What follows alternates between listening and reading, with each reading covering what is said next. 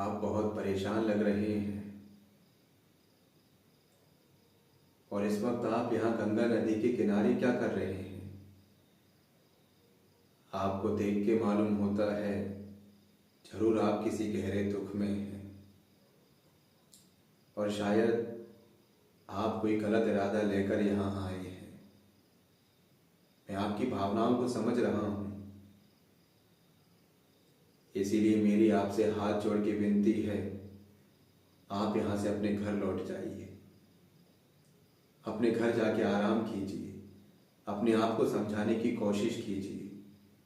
जो विचार आपके मन में बार बार उठ रहे हैं उन्हें यहीं गंगा जी के चरणों में छोड़ दीजिए। मैं आपको अच्छी तरह से जानता हूँ, इसीलिए आपके सामने प्रार्थना कर रहा हूँ। आप मेरी बात मान लीजिए, अपने घर लौट जाइए।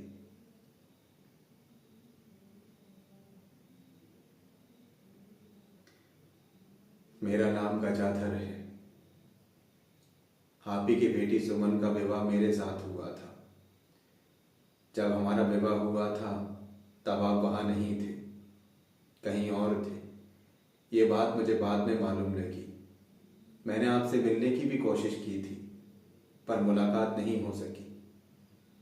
उसके बाद मैं शहर चला गया।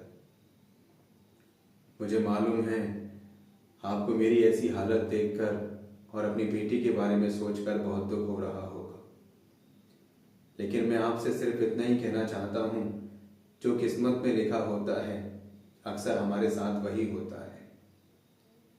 मैंने कभी नहीं सोचा था कि मेरी जिंदगी मुझे इन हालातों पे लाके खड़ा कर देगी। मैं जानता हूँ आपको मुझ पे गुस्सा भी आ रहा होगा और आना भी चाहिए, लेकिन इसके लिए मैं आपसे क्षमा चाहता हूँ। मुझे माफ कर दीजिए।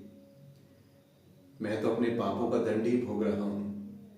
सुमन की आज जो भी हालत है उसका दोषी मैं खुद को ही मानता हूँ। इसके लिए आप मुझे जो भी सजा देना चाहें मुझे मंजूर है, लेकिन इस वक्त आप जिस इरादे से यहाँ आए हैं उसे छोड़ दीजिए और अपने घर लौट जाइए।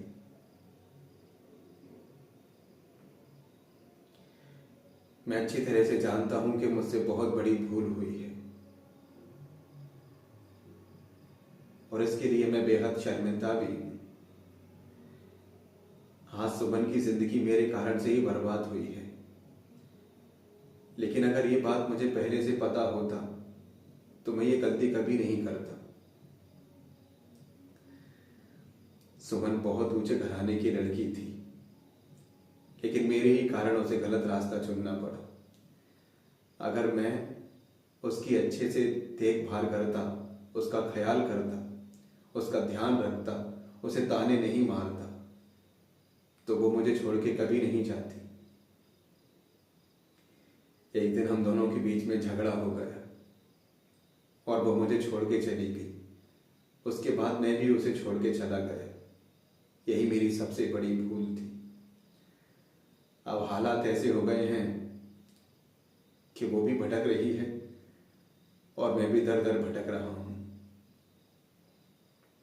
मुझसे इतना बड़ा अपराध हो चुका है जिसकी माफी मिलना भी नामुमकिन है, लेकिन फिर भी मैं आपसे इतना ही कहूंगा, अगर हो सके तो मुझे माफ कर दीजिएगा। आप मेरे साथ चलिए। मुझे आपसे और भी बातें करनी हैं। वो सारी बातें बतानी हैं कि किन गलतफहमियों के कारण हम एक दूसरे से अलग हो गए। यहाँ पास में ही मेरी एक कुटिया है, आप वहां बैठकर थोड़ा आराम भी कर लीजिएगा।